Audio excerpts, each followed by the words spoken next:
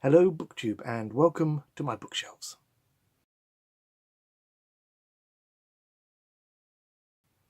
Now today I'm going to do my latest book haul. We recently went to Stratford upon Avon and did all the charity shops, so I'm going to show you what I bought recently. But first of all, I want to thank all of the 120 subscribers who have liked my channel.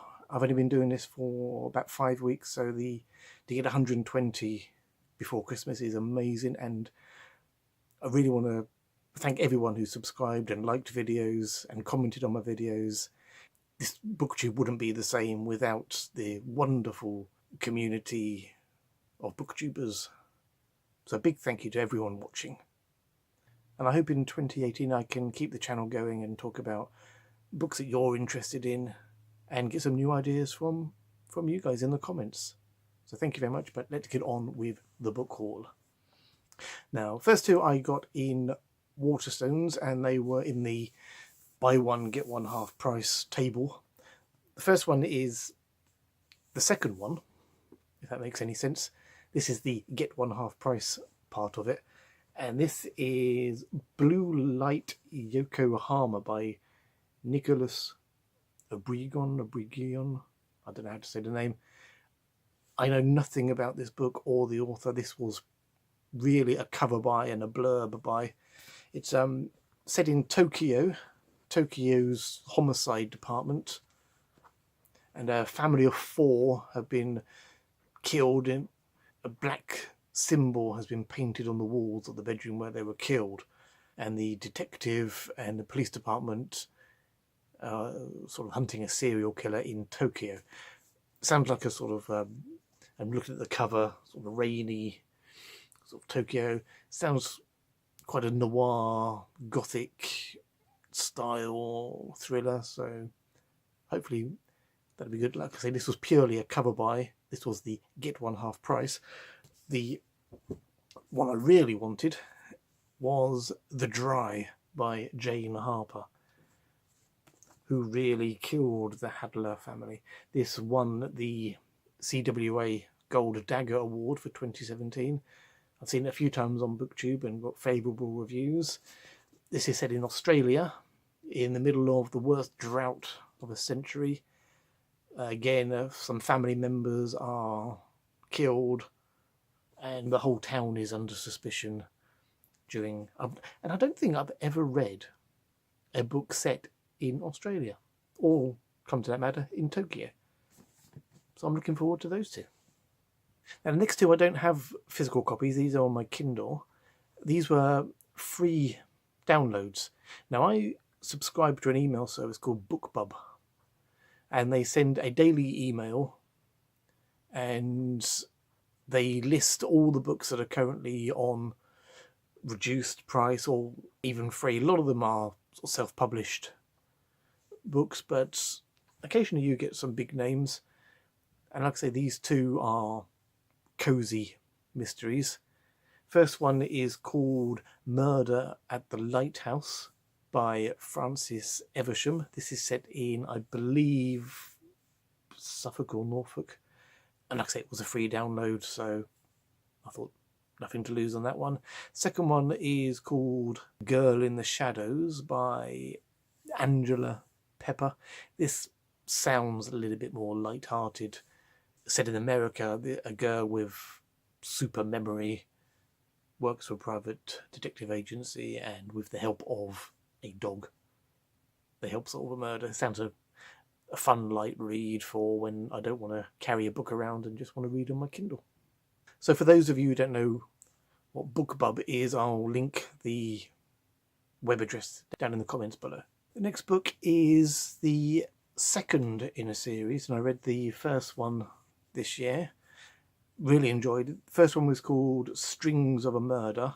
This one is called Fever of the Blood by Oscar de Muriel. These are historical murder mysteries set in Scotland. This one's in 1889, New Year's Day, and they're sort of gothic tales, sort of Jack the Ripper style, investigations with a sort of a supernatural sort of twist to them. First one I enjoyed reading, the plot was very good. I found slightly cliched in the fact that you've got two main detectives, one's English, one's Scottish. They both have different views of how to investigate, and they hate each other at the start, but they have to work together to solve the murder, and they become friends at the end of the book. So I think there's slightly better characterization, but I thought the plot was very good in the first one.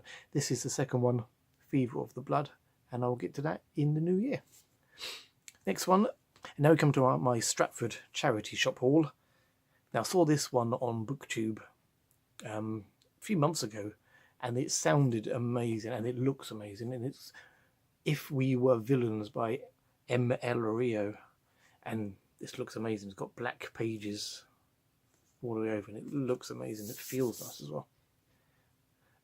And this is about a group of students who are rehearsing a Shakespeare play, and one of the members dies, and the rest of the group have to deal with the aftermath. Now, this has been compared to A Secret History by Donna Tartt. I haven't read A Secret History by Donna Tartt, but if you liked that book, then I think you'll like this one. But yeah, it just looks amazing, and saw this in a charity shop and bought it. Next one is also a thriller, which I've seen a lot on Booktube, and I know Simon at Savage Reads has done a whole video on this one. I haven't watched that video. I'm going to read the book first and then read it. He's done it in his Crime Time with Pip videos recently, and it is Black-Eyed Susans. Like I say, I've seen it a few times. People have given it good reviews, and this is about an old murder, and there's one survivor. One girl survives the mass murder, and then 16 years later he's about to be executed, but then someone starts planting Black-Eyed Susans, which is I'm assuming the flower on the front cover. Someone starts planting them, and so the lone survivor starts thinking that maybe the wrong man was arrested and is about to be executed, and the real murderer is still loose and after her. Sounds amazing. I'm going to read this, then I'm going to watch Simon at Savage Reads video in the new year. My final fiction book from Stratford-upon-Avon is Dark Matter, a ghost story by Michelle Paver. Booktube is going to be really expensive, I think, in 2018, because I keep seeing all these wonderful books that people are reading, and I keep adding them to my to-buy list. This I saw on lovely Lucy over at Bookaxe reviewed this as part of a 5 snowy thrillers video. This is set in, I think it's the 1930s, and an Arctic expedition, and as they get further north and the daylight becomes less and less as they get into the Arctic winter, they suddenly realise that they are not alone in the Arctic, and someone or something is out to get them. I love a good scary read, especially in the winter, so I think I'm going to look forward to that one. Now, because we were in Stratford-upon-Avon, I couldn't come away without 2 Shakespeare books. These are non-fiction ones, both from the Shakespeare Theatre gift shop. This is Shakespeare workbook and video, although there's no video, it's just a workbook. A practical course for actors, and also Instant Shakespeare, a practical guide for actors, directors and teachers. So I shall look forward to dipping in and out of those. These weren't expensive. I think they were having a clear out. This one was £2 and this one was £4. So snap those up and enjoy reading those. Now, the final book I'm going to show you is going to take up most of the first half of 2018. Not because it's big, it's not. This is Agatha Christie's A Murder is Announced, but this is the play edition. Now, I'm in an amateur dramatics group and we do 3 shows a year, and in spring next year my wife and I are directing this Agatha Christie's A Murder is Announced.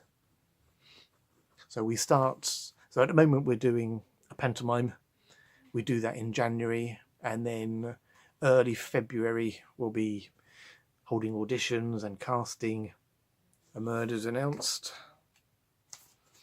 So we've got a cast of characters at the front, and then we go into rehearsals, and we rehearse twice a week, sometimes 3 times a week, until May, and then middle of May we'll be performing 4 shows of A Murder is Announced.